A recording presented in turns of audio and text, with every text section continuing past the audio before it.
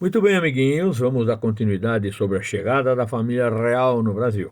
A família real no Brasil trouxe coisas muito interessantes. Algumas boas, outras não tão boas. Em especial para as famílias que foram desalojadas de suas casas. Porque aquele monte de gente que chegou, né? 15 mil nobres, os chamados cortesãos, né? Aqueles que viviam na corte, que fugiram todos junto com Dom João VI da invasão napoleônica, chegando a Salvador e ao Rio de Janeiro, eles foram distribuídos nas casas, eles tinham que morar em algum lugar, né? Não iam morar embaixo da ponte. E como é que eles foram abrigados? Não tinha hotel, talvez tivesse uma outra pensão, mas para abrigar 15 mil pessoas? Simples, simples. Dom João VI mandou confiscar as casas de quem tinha casa no Rio de Janeiro. Olha que legal. Você tem uma casa, mas ela não é sua mais a partir de hoje. Eles escreviam na porta da casa, ó, na frente da casa, propriedade real. Em algumas casas, só PR, a sigla PR queria dizer propriedade real. Ele tomou posse. O pessoal da época fazia até uma certa brincadeira, embora o assunto não foi para brincar, foi para chorar, especialmente para quem perdeu as casas. PR, ponha-se na rua. Saia daí, que isso aqui agora é do imperador. Que coisa, né? Você sabia disso? Bem interessante. Confisco das propriedades. Segundo alguns, eram simplesmente desapropriadas. Ele não reembolsava, não. Tá? Pelo menos as fontes que eu li. Era simplesmente tomar posse e colocar os nobres nas casas. Crueldade, né? Mas não ficou só aí, não. Eu falei que tem coisa boa? Tem. Tá? Essa parte triste para quem perdeu as casas. Dom João VI tinha uma biblioteca de mais de 60 mil livros. Esses livros precisavam vir para o Brasil e ele mandou buscar esses livros. São 3 navios de livros. 3 navios. Tá?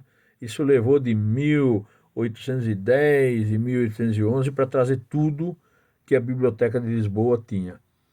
Depois, com o retorno da família real, após a, a prisão de Napoleão, eles levaram de volta para Portugal, mas não todos não. O que ficou aqui deu origem à Biblioteca Nacional, né? Mas eram 60 mil livros. Foi uma coisa boa? Foi, pelo menos ganhamos uma biblioteca, né? E as bibliotecas eram muito importantes, naquele tempo não tinha Google, não. Então qualquer informação tinha que ser consultada nas enciclopédias. Lembre-se, nós já estudamos isso, que era a época posterior ao enciclopedismo, que foi um momento dentro do iluminismo muito importante, porque eles reuniam todas as informações, informações sobre métodos de fazer as coisas, como fundir ferro, como fazer vidro, as técnicas todas que na época eram assim, o auge da modernidade daquele tempo, estavam nas enciclopédias.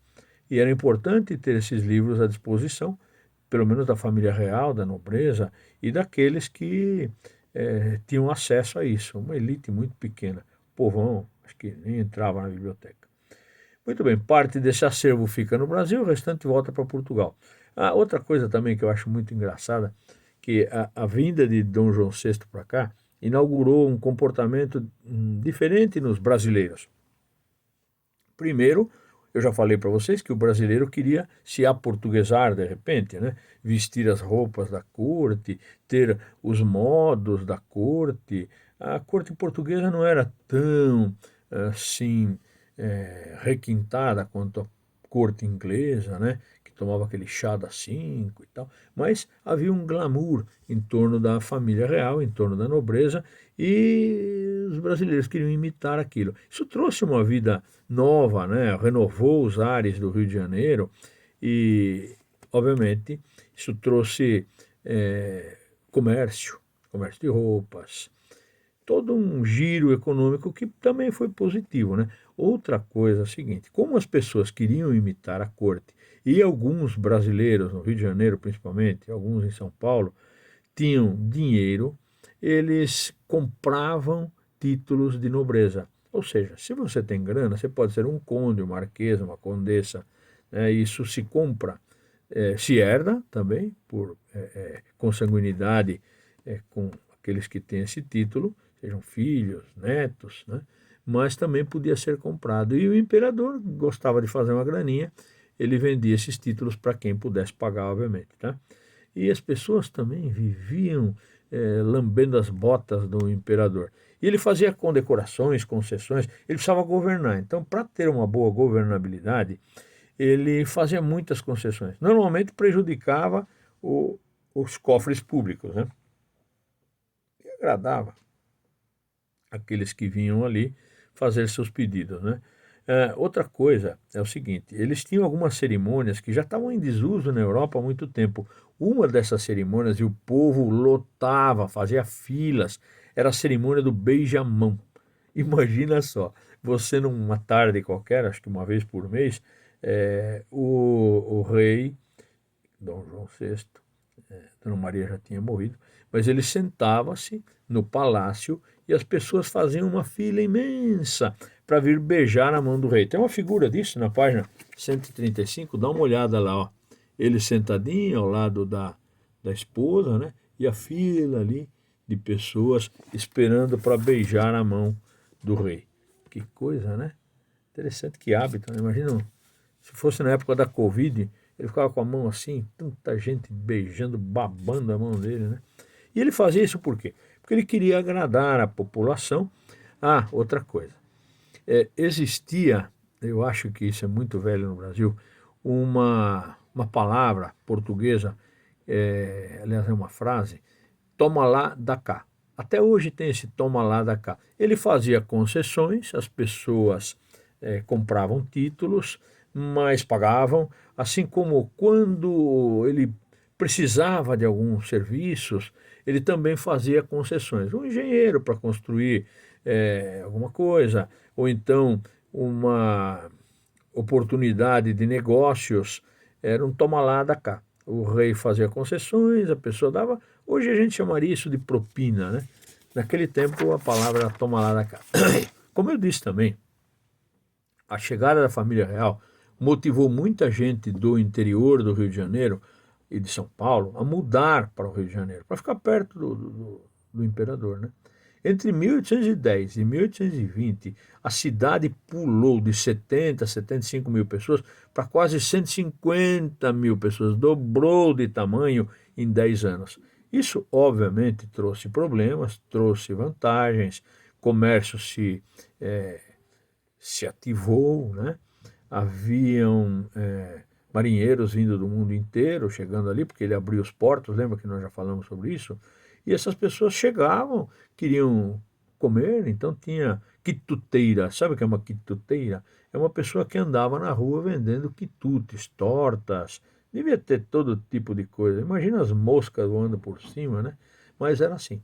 Rapidamente foi erguido um palácio real, a família mudou para lá. Depois, um rico brasileiro, um rico comerciante, doou, acredite se quiser, doou uma casa chamada Quinta da Boa Vista, tem uma vista maravilhosa, doou para a família real.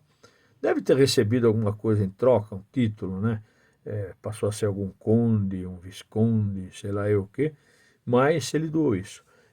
Outra coisa, criou-se no Rio de Janeiro o Paço Real.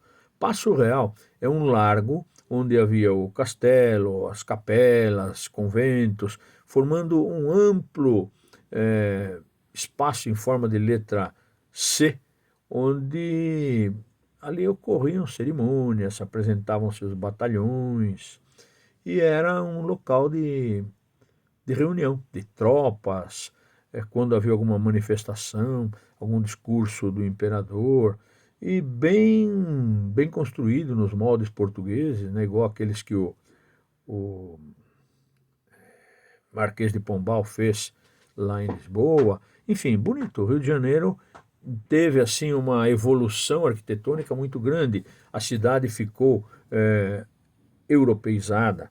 Ah, outra coisa também interessante. Logo em 1808, o rei cria o Banco do Brasil. Esse Banco do Brasil que tem até hoje foi criado lá pelo Dom João VI, né?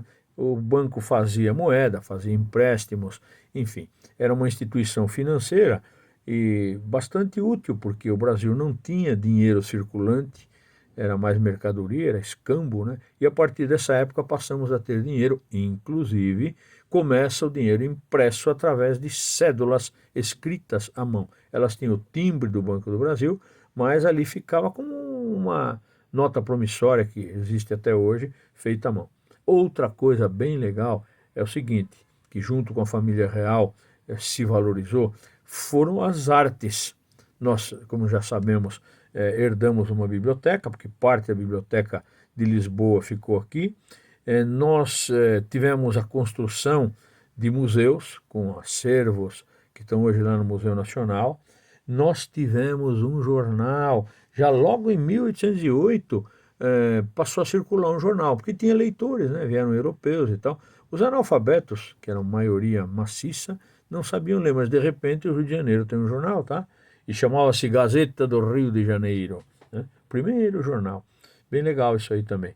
Outra coisa que movimentava a cidade é que foram feitos teatros, tá?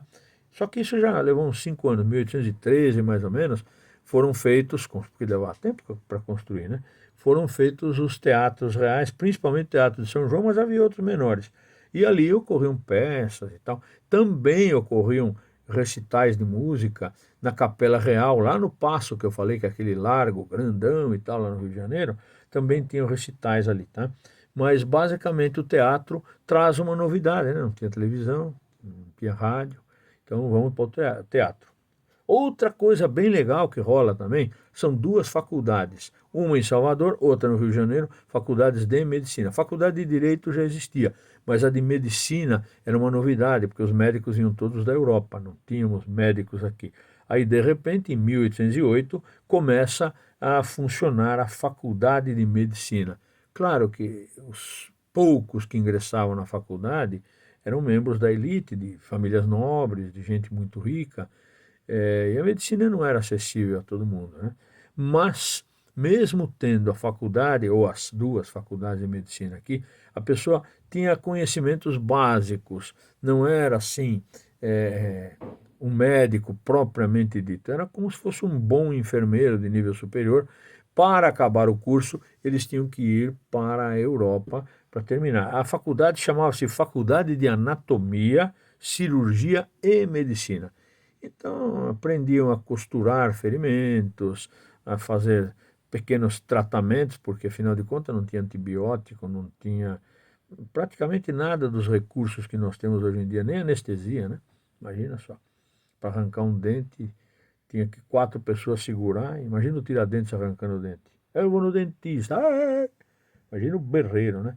Outra coisa também, quando Napoleão saiu de Portugal, a França tinha muitos artistas, né? E o Dom João VI manda buscar artistas franceses, em especial pintores, né? Depois vem o Debré e outros. E nessa primeira fase começa uma fase artística do Brasil, pintando, retratando flores, pessoas também, retratando plantas típicas do Brasil. Isso fez com que essa chamada missão artística catalogasse os nossos vegetais, nossos animais. É um negócio bem legal também que veio com o Dom João VI, o que ele trouxe para cá. Outra coisa que eu acho muito show também foi o Jardim Botânico. O Dom João VI ele tinha algumas ideias progressistas, além de ter trazido as artes, jornais, banco para cá, biblioteca, né? Construções para abrigar aquele monte de gente. O Rio de Janeiro melhorou, urbanisticamente falando. Mas a parte agrícola, Dom João VI tinha uma vontade elogiável, por sinal, muito legal, de trazer plantas diferentes. Por exemplo, o abacate não é nosso, banana é africana, o abacate é da América Central e diversas outras plantas, as uvas não são brasileiras, são europeias. O Jardim Botânico, que foi criado no Rio de Janeiro e está lá até hoje, era uma área de aclimatação dessas plantas que poderiam ser usadas para melhorar as exportações do Brasil. Então, ele mandava vir sementes, veja que o café também entra nessa, né? São plantas que vêm de outros países e precisavam ser aclimatadas nesse jardim botânico. Uma coisa bem legal também que o Dom João VI trouxe para cá. Muito bem, Essa ideia toda fez com que a corte portuguesa e a população do Rio de Janeiro pudesse viver num lugar mais agradável, né? Porque o Rio de Janeiro devia ser terrível, né? Não tinha rede de esgoto. Nós vamos estudar depois que só lá na frente, no tempo do Oswaldo Cruz, começa de verdade a ter saneamento básico no Rio de Janeiro, porque era uma porquice, era uma coisa nojenta. Os escravos recolhiam as fezes acumuladas durante a noite nas casas, né, do perímetro urbano, é claro. Recolhiam essas fezes, urina, com pinico. Você sabe o que é um pinico? É um vaso que fica embaixo da cama, as pessoas fazem suas necessidades ali, e depois, durante o dia, passava um tambor enorme chamado o tigre. O tigre era carregado por 4, 6 escravos, que era pesado, jogavam-se as fezes ali dentro, essas fezes iam sendo acumuladas ao longo da rua, passava pela Rua da Quitanda, pela Rua Direita, pelo Paço Real, recolhendo as fezes de todo mundo. Imagina só, igual um lixeiro, só que era para recolher fezes, fezes e urina. Essas fezes eram jogadas no tambor enorme, chamado tigre, e depois isso era levado ali para a praia. Imagina só, em Copacabana, na beira do mar, alguém derramando aquela meleca toda, né? Era o tigre. Então, quando alguém te falar o que é o tigre, não pense que é um felino, né? Apenas de garras afiadas. Não. Era um tambor enorme onde se jogavam as fezes e essas fezes eram lançadas no mar. Imagina que coisa terrível, né? Não tinha saneamento básico. Aliás, eles não eram muito chegados em tomar banho, não, igual os franceses. Os franceses passavam um perfuminho ali e tal. Dom João VI, dizem as más línguas, que não gostava de tomar banho, era sempre engordurado e guloso. Ele vivia sempre com coxinhas de frango enfiadas nos bolsos. Imagina aquele dia que ele recebia aquele monte de gente. Às vezes ficavam lá horas e horas e horas naquela fila de gente beijando a mão dele. De vez em quando ele enfiava a mão no bolso, comia uma coxinha, roía um ossinho, chupava um osso, né? E era um encebado, todo engordurado. Outra coisa também, juntamente com essa chegada da corte, esses novos costumes, a reurbanização do Rio de Janeiro, o impacto nas roupas das pessoas, né? Me diga uma coisa, qual era a situação dos escravos nesse contexto?